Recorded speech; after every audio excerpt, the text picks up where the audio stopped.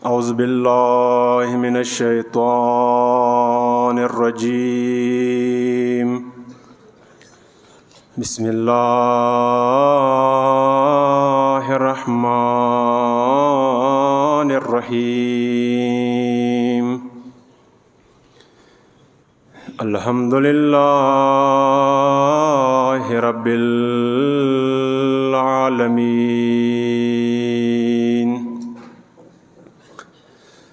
والصلاة والسلام على أشرف الأنبياء والمرسلين، وعلى رسوله الكريم العبد المؤيد ورسول المسدد المصطفى الأمجد المحمود الأحمد حبيب إله العالمين بالقاسم محمد. اللهم صل على محمد. والصلاة والسلام على أهل بيته الطيبين الطاهرين المعصومين المنتجبين، ولعنة الله على أعدائهم أجمعين، ومن الآن إلى لقاء يوم الدين. أما بعد، فقد قال الله تبارك وتعالى في كتابه: بسم الله الرحمن الرحيم. إن الدين عند الله الإسلام. بر محمد وآل محمد صلوات.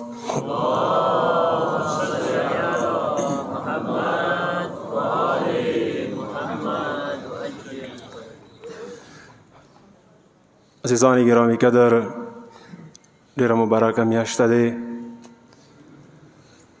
بنده حقیر تاسو په خدمت کې حاضر شوی دی. غواړم خپل کام علم سره څه آرایش تاسو پاکو ذهنو ته ورسوم. دینه مخکې څه زه د خپل تقریر آغاز وکړم، خپل استاد محترم نه اجازات غواړم، بیا تاسو پاکو مؤمنانو نه اجازات غواړم څه خپلې ګناهګارې ژبې ته حرکات ور کوم، څه آرایش تاسو ذهنو ته ورسوم. عظیمه میاشت ده د رمضان المبارک، برکاتو نه ډکه میاشت ده. پروردگار مو تاسو باندې یو ډېر غټ احسان کړی دی چې دغه میاشت یې مو تاسو ته عطا کړي دی.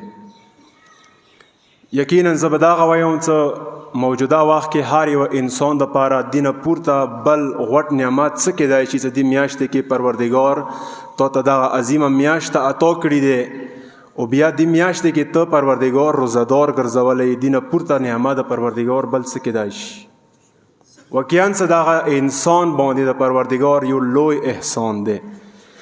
که د دغه احسان مو ته هر څومره شکریا پروردگار ته ادا کو، بیا هم نشو ادا کولی. نن ورځ 10 رمضان المبارک ورځ د منسوبه ده حضرت بی بی خدیجه الکبری سلام الله علیها. صلوات واسطه ټول جامع سره محمد. هغه عظیمه اورمنې وفات سره منسوبه ده چې نن ورځ باندې د هغه عظیمه اورمنې رحلات ورځ ده. غاړه مقتضای خال په مطابق د اندی بی بی زندګۍ حواله سره څه آرایش تاسو په خدمت کې عرض کوم. حضرت بی بی خدیجه الکبری سلام الله علیها. اللهم صل علی محمد و آل محمد. آغا عظیمه اورمنه ده چې د پیغمبر زوجه ده، تاسو ټول ته پاته ده. خداغه امهات المؤمنین د پیغمبر څومره زوجاتی، هغه ټولو زوجاتو کې دغه اورمنې ته یو ځان ته اهمیت او فضیلت حاصل ده. صورت دغه جناب خدیجه الکبری سلام الله علیها صورت درجه ده. دوره درجه امهات المؤمنین کې د بلې زوجې د پیغمبر نشته دی.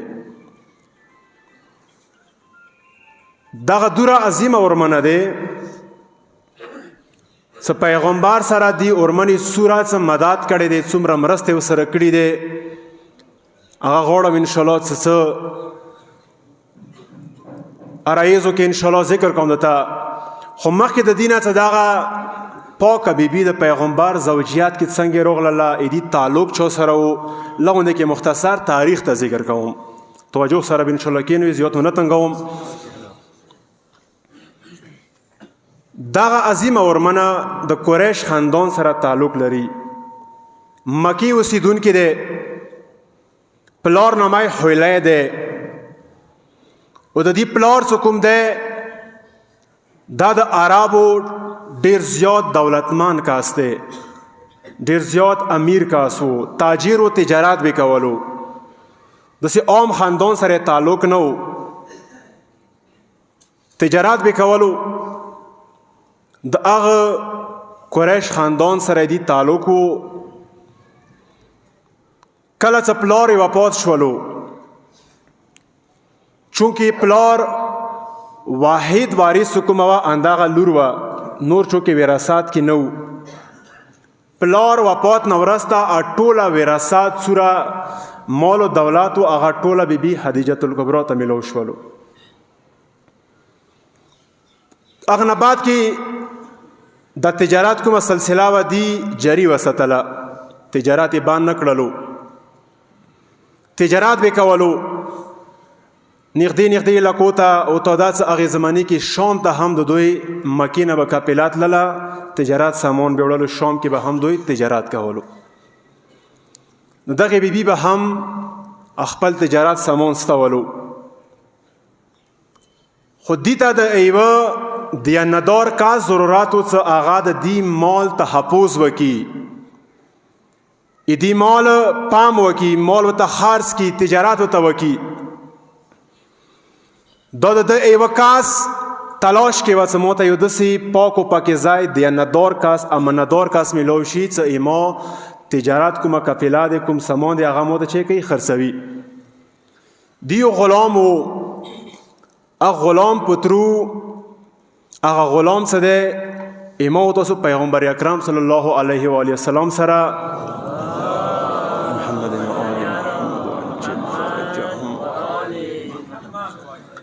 پیغمبر سره ملاقات وشولو.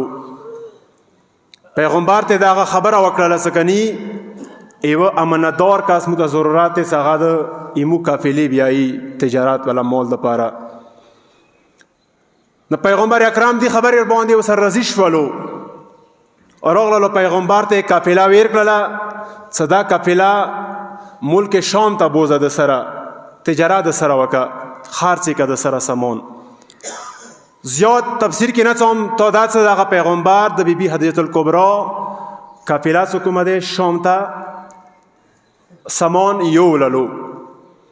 د نورو ورځو په نسبت دی قافلې کې پیغمبر دې ته ډېره زیاته منافع ورکړله، ډېره زیاته ګټه یې ورته حاصله کړله. د بیبي خدیجه الکبرا یو غلام دی، غالبا میسره نومیږي که نمار نه غلطه نشي، هغو سره پرېناست دي. هغه میسره غلام دي سره دی سفر کې ورسره و.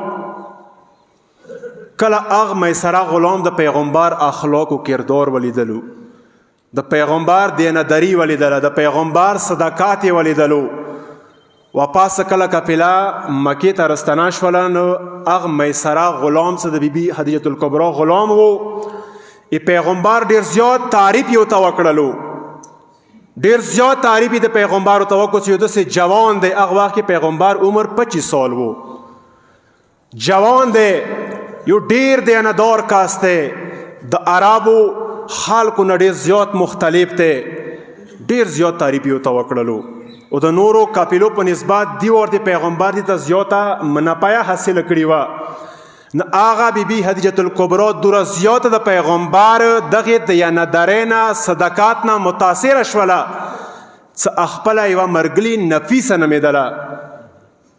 د بیبي خدیجه الکبرا یوه ملګري وه څه نفیسه نومېدله. هغې په تروی پیغمبر ته جواب واستولو چې زه تا سره نکاح کول غواړم. توجه مده نکته طرف ته. زه تا سره نکاح کول غواړم. کله پیغمبر ته دغه د نکاح دعوت ملو شولو، پیغمبر ورته ویل چې زه به خپل تره سره خپلو مشرانو سره دې په متعلق صلاح مشوره وکړم. پیغمبر اکرم دا خبره خپل تره حضرت ابو طالب علیه السلام ته وکړله. څه داسې دعوت راغلی دی. او دا بی بی خدیجه الکبرا څه داسې عام ښځه نه وه دوستانو. دې نه مخکې دې پسې خپله د بدشیانو رشتې راغلې وې، غټو غټو بدشیانو ورسې رشتې رستولي، خو چونکې دیو ته انکار کړی و. او بیا خپله انده بی بی خدیجه الکبرا سلام الله علیها یوې شپې باندې خوب کسی چې یوه میره سترګه دی دې کور ته راغلی دی، میره سترګه ده دې کور ته راکوزه شوي دی. او هغې میره سترګې وجې نه ټوله دې کور زیات روشن شوی دی. او بهر څو څومره نږدې کورونه همسایه دي ورسره هغه ونه روشن شوي دي. دې خوب دوی تېره زوی و نوفل نومېدلو غالبا، نوفل سره دې چې کړلو هغه خوب شریک کړلو. هغه ورته انده تعبیر وبسي چې تا به ازدواج یوه ډېر نیک کا سره کېږي. نو هغه رشته چې کومه دی د ابو طالب علیه السلام مشورې سره پیغمبر سره د دغې بیبي ازدواج وشولو سره. کله ازدواج څه کېدلو تاسې به کېدای شي اورېدلي یا وي پړاو به کړي. پیغمبر عمر هغه وخت کې 50 کاله و، د دغې بیبي عمر 40 کاله و. کله پیغمبر سره دغې بیبي ازدواج څه وشولو، نکاح یې ورسره وشولو، ولیمه څه و څه هغه پرېږده ټولې خبرې. هغه نه بعد څه کله دغه بیبي د پیغمبر کور ته راغلله، پیغمبر کور ته قدم کېږدولو، پیغمبر سره ازدواج زندگی شروع کړله. څومره مال و دولت څه ورسره و هغه ټوله مال و دولت دغې عظیمې اورمنې راواخیستلو، پیغمبر خپو کې وغورځولو.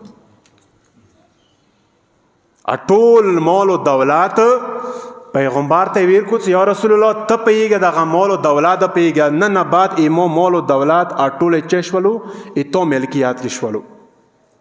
او پیغمبر اکرم ته هغه وخت کې د مال و دولت ضرورت او ویلي دغه اسلام څه نن څه پیلاو شوی دی. د اسلام نشریاتو کې زیاده تر کردار څه و هغه د بیبي خدیجه الکبرا دولت ډېر زیات کردار ادا کړي دي. پیغمبر خپل یې څه بیبي خدیجه الکبرا مو څه هغه وخت کې مدد وکړلو چې زما نه ټولو خلکو مخونه ړولي وو. هغه وخت کې ما باندې ایمان راوړل چې ټولو خلکو زه جټلاو کړی وم. دغه اسلام څه نن د دنیا ګوشې ګوشې ته رسېدلی دی. هغه کې اهم کردار د دغې بیبي دولت ورکیو. که چیرې د دغې بیبي دولت نه وی کېدای شي اسلام دومره زیات نه وی پرشان شوی. کېدای شي دا خبره زه وکړم مبالغه نه وي چې اسلام کې د اسلام نشریاتو کې د درو شیانو ډېر اهم رول ادا شوی دی. اولین رول څه اسلام نشریاتو کې ادا شوی دی هغه د پیغمبر اخلاق حسنه و، د پیغمبر کردار و. چونکه پیغمبر دوره خلق تلوار سره اسلام ته نه دی راوستی لکه څورې اخلاقو سره کردارو سره مینې سره وستی دي. دویم شاید اسلام کې ډېر زیات رول ادا کړی دی هغه د مولا امیر المؤمنین تلوار و ذوالفقار و. څه کلا اوچات شوی دی او بیا چاونه انکار نه دی کړی. او دریم شاید اسلام کې اهم رول ادا کړی دی هغه د بیبي خدیجه الکبرا سلام الله علیها هغه دولت و. دغه درو شیانو برکات واجې نه اسلام چې شولو دنیا ګوشې ګوشې ته رسېدلی دی، پرشان شوی دی. او بیا اندغه اورمنه بیبي خدیجه الکبرا پیغمبر سره څنګه ازدواج زندگی تیر کړله، څومره پیغمبر سره مرسته وکړله. دې حد پورې چې پیغمبر اکرم به څه کله بهر ووتلی تبلیغ به کولی، هغه عرب جاهل به راجمع شولو، پیغمبر باندې به ګذرونه کولو، پیغمبر ته به اذیت رسولو، پیغمبر به وینو سره کار کولو، پیغمبر به کور ته رانووتلو. دغې اورمنې به د لاسه ورکوله. یوه کامیاب کاس پسې ورسته د یوې ښې ښځې کردار ورسی وي. هر یو هغه کاس کامیاب دی چې هغه زوجه نیکه وي او پیغمبر څه د اسلام تبلیغ وکړلو کچېرې بیبي خدیجه الکبرا نه وی ورسره کېدای شي پیغمبر دوره احسن طریقې سره بیا د اسلام تبلیغ نه وی کړی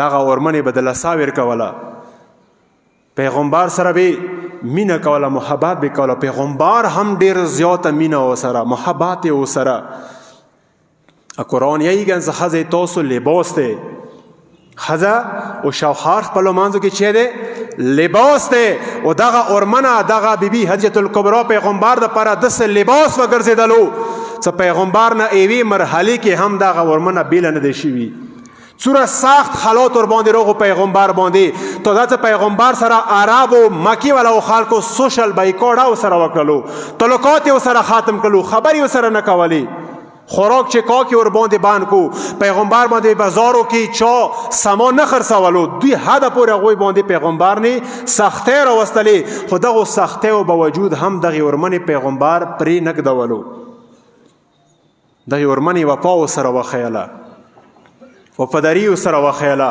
واقعا څه ښځه د انسان زیوار دی لباس دی خو هغه ښځه څه هغه نیکه ښځه وي پیغمبر به څه کله بهر ووتلی دوره زیاتو مشکلاتو باوجود به کله کور ته رانوتلی صرف خپلې زوجې ته بیبي حدیجة الکبرا ته به صرف سترګې وغړولې ټوله غم و درد بونه چې شولو په ویر به شولو ورنه داسې کې که زه یوه خبره یې مو داسې معاشرې والا کوم کېدای شي باده به نه وي څه مو د خونې ته نوځو مشکلات مو نه وي خو څه کله خونې ته نوځو مشکلات راته جوړېږي بیا سترګې ورته وغړوو مشکلات راته جوړېږي بیا یعنی مستحب دی څه کله شوهر کور ته راځي خپله ښځه دوه درې قدمه مخته وروځي دروازې ته ویر شي سلام ورته وکړي لاس کې اوبه ورسره وي سړې اوبه ورباندې وچیږي مستحب دی خو نه څه مو ته خونې ته نوځو ورمېږونه بې کاږه وي داسې دی که نه مروره به وي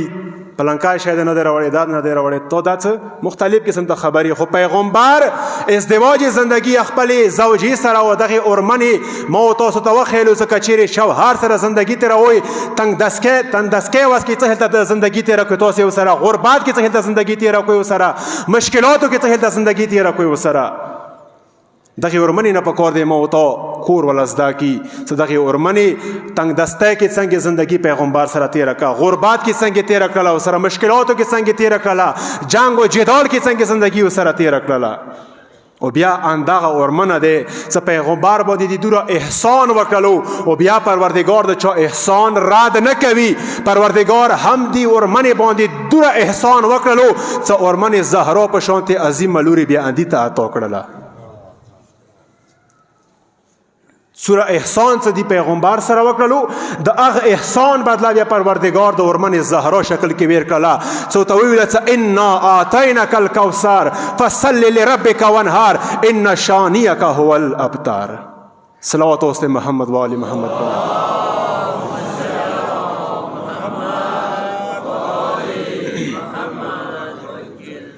بیا داسې عظیمه ورمنې ورته عطا کړله پروردګار څه کائناتو کې د ټول کائناتو د دنیا عالمو د جناتو ښځو سردار یې وګرځوله د عالمینو ښځو سردار یې وګرځوله سیدة نساء العالمین وګرځېدله عظیمه ورمنه یې د بطن مبارک نه دنیا ته راغلله دا څه معمولي خبره نه دی دغه یو ډېر غټ اعزاز پروردګار دغې عظیمې ورمنې ته عطا کړلو څه دغه عظیمه ورمنې دنیا ته ویر کړله او دغه د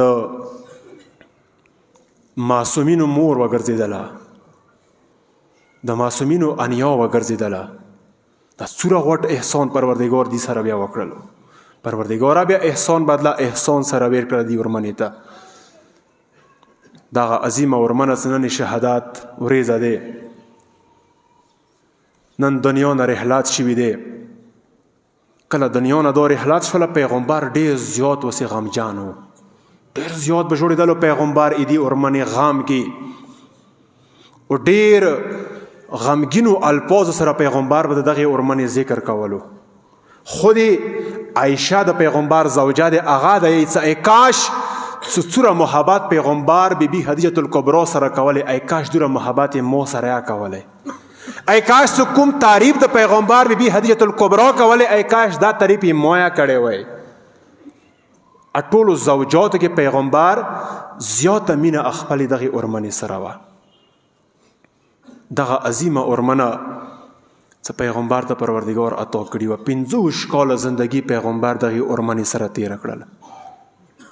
50 کاله زندگی کې پیغمبر چېته ونه خفه نه دی شوی، چېته پیغمبر ته اذیت نه دی رسولی، چېته پیغمبر نه داسې شي تقاضا نه دی کړي چې هغه پیغمبر واس کې نه و. بس د دوستانو همدغه عظیمه ورمنه وه چې د حسین انیا وګرځېدله. همدغه عظیمه ورمنه وه چې د مولا حسین انیا وګرځېدله. حسین چوک و، حسین هغه چوک و چې لکه څنګه د دې انیا او د دې نیکه اسلام دپاره قربانۍ ویر کړلې، انیا یې دولت قربان کړلو، خو اما اندا حسین و بیا دی څه قربان کړل تو استخا پاتې دی څه اسلام باندې حسین چې نه کو قربان نه دولت کمای حسین ور باندې وکړو اسلام باندې نه خپل ځان پرېږدولو اسلام باندې قربان کړلو، خپل بچي اسلام باندې قربان کړلو، خپل خلخانه اسلام باندې ټول اهل او عیال ټول اسلام باندې حسین قربان کړلو. دا اسلام څنګه مو تاسو ته رسیدلې دا غت څه د اساني سره نه رسیدلې، دی باندې ډېرې قربانۍ ورکړې شوې دي، دی باندې ډېرې عظیمې قربانۍ ورکړې شوې دي. آیا دا وړه قرباني دی څه د عباس په شانتې میړنی ورور ور باندې قربان کړلو؟ آیا دا وړه قرباني دی څه اکبر په شانتې ژڼې زوی ور باندې قربان کړلو؟ آیا دا وړه قرباني دی څه قاسم په شانتې ښکلې وریارې ور باندې قربان کړلو؟ سوره عظیمه قربانۍ حسین ورکړي دي. تو دا څه اسلام دپاره حسین د خپلو خویندو چدره ورکړي دي، خو اسلام یې باج کړی دی.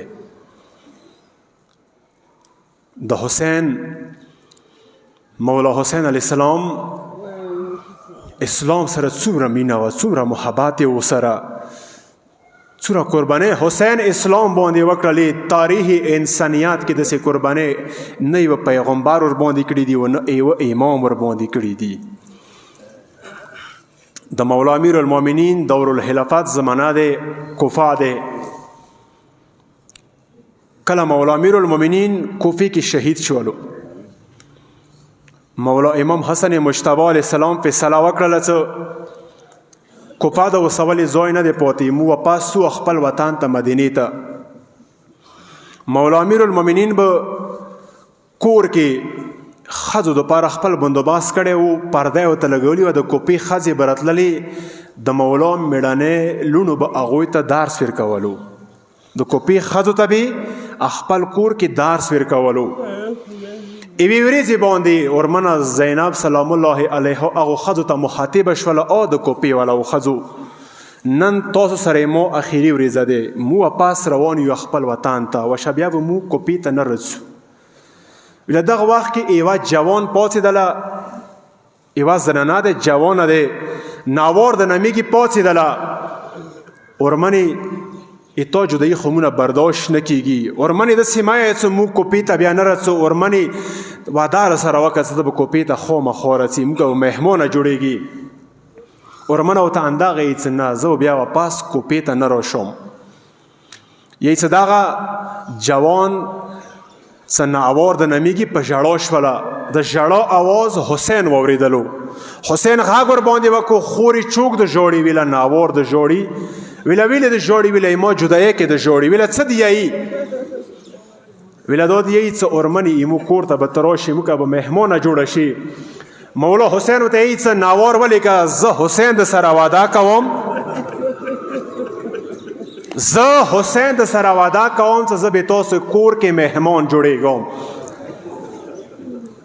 ناوار لګیا شوله، زه زرې ځان سره ولیکل، ویله مولا ټیم راته وښیه، وخت راته وښیه، کله به راځې؟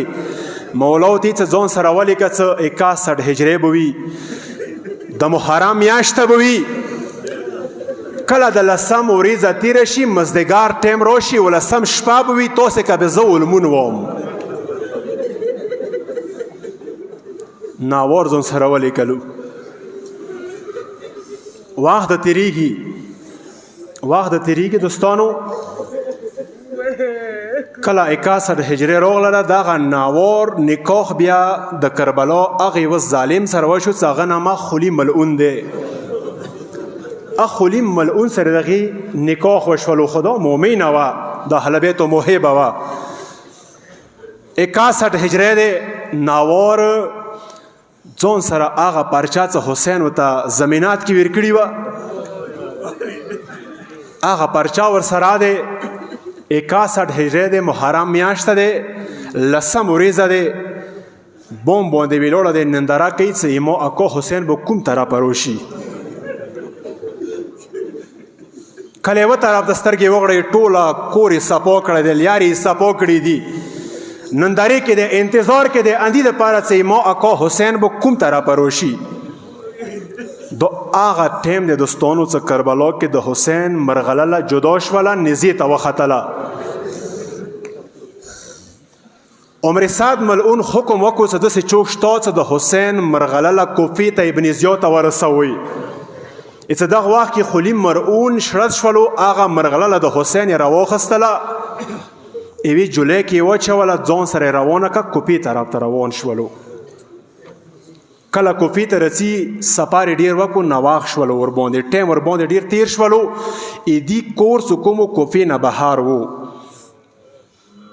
دی ویله چې نن شپه کور کې وکړه، سبا سبې مندې باندې کوفې ته ځان ورسوه، انعام حاصل کړه، د حسین مرغلله ورته وښیه ابن زیاد ته. کله کور ته راننوځي، کله یې کور دروازې وټکوله.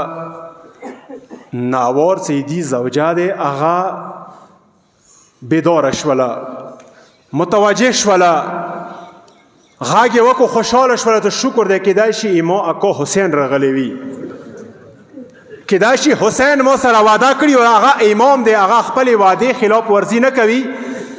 خوشحاله شوله، شکر دی خدایه ایما حسین لکه راغللو. خو څه کله یې دروازه خلاصه کړله، سترګې یې وغړولې، حسین یې نه ولیدلو، خپل شوهر خولي ولیدلو. خو هغه سره لاس کې ایوه مرغلله ورسره وه، څه یوې جولۍ کې چولې وه، هغې نه د مغسې وینو څکابې کېږي. ناور پوښتنه ونه کوي، ظالمه ډیر ګبرویه یې، دا راته وایه کوم ځای نه راغللی؟ ویله زه کربلا نه راغللم. ورته کا ده ویله د مرغلله یې چا در سره دی دغه جولۍ کې؟ ویله دې پوښتنه ما نه اوس مه کوه، صبحله به زه وال دیر کوم تا ته، ما ته دومره بس وکړه چې ما ته بستره تیاره کړه، ډېر ستړی شوم، زه آرام کوم. کله ناور هغې دپاره بستره واچوله. ناور تهجد المنځه باندې ویلوړه دی، همدغه دعا کوي چې خدایه ایما اکا حسین خو نه راغللو،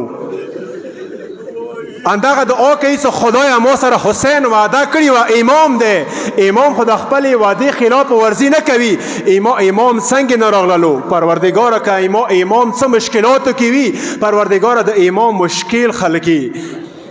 ویله کله تهجد المونځ یې ختم کړلو، سترګې یې وغړولې، یوه تنور باندې نظر پرېوتلو، څه اسمانه د نور شغلې رسي، تنور باندې د کوزیږي. ناور حیرانه شوله، خدایه دغه نور شغلې د تنور باندې څنګه نازلېږي؟ کله نږدې ورته راغلله، سترګې یې وغړولې، اخ نرنه چار چاپېر یې ولیدلې چې څو د عصمت بیبیانې ناستې دي، ژړا او فریاد کوي، کلکه کلکه ژړا او فریاد کوي. ناور حیرانه شوله، خدایه دغه بیبیانې څوک دي ته ژړا او فریاد کوي؟ خو دغو بیبیانو کې یوه د تورو بوکرو ورمنه ناسته دی، څه انداد یې چې د ما مظلومه زویه، هو د ما غریبه زویه، هو د ما مسافره زویه. ناور پوښتنه ونه کوي، هو بیبیانو خدای دپاره لږ ځان رانې وپېژندې، تاسې څوک یوئ؟ یوه بیبي ورته وایي چې ناور دا راته وایه چې ته مو نه پېژندې؟ ویله نه نه پېژنده، څوک یوئ؟ ورته کاده ویله زه بیبي مریم راغلی یم، دا بیبي اسیا راغلی دی، دا بیبي خدیجة الکبرا راغلی دی. هغه بعد ناور ورته وایي، ویله دا راته وایي دا تورو بکرو ورمنه څوک دی چې سوي سوي فریادونه دې کوي؟ ویله دا ورمنه زهرا راغلی دی. کله دا خبره ناور واورېدله بیا ونه پوښتنه کوي او ورمنوداره ته وایي ورمنه زهرا ما خونې ته ولې رغلي ده څه دپاره رغلي دی ویله ناور لږې لاندې سترګې وغړوه ته کله سترګې وغړولې هېوا وینو له رنګینه مرخلله یې ولیدله پوښتنه نه کوي ناور دا چوک دی ویله ناور هغه وعده ده په یاد که څه حسین د سره کوپېکې کړې وه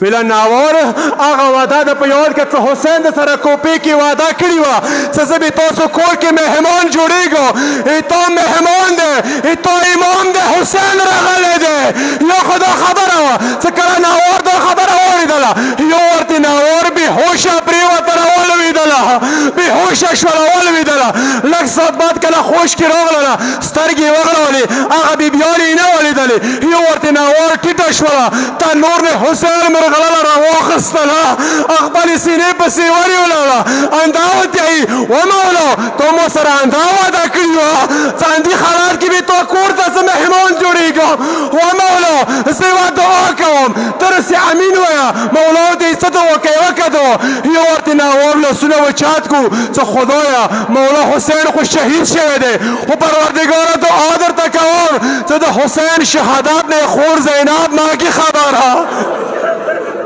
یو خدا خبره وه څه کله دغه دعا یې کوله یو ورته حسین غږ ورنې وکړو ناور دا دعا مه کوه ویله ویلې مولا ویله زه کله شهید کېدلم خور مې تلې زینبیانې ولاړه وه خور مې همدا غږونه کولو هو ظالمه زما ورور ډېر تږی دی زما ورور ډېر مظلوم دی پر یاد وکړو مظلوم حسین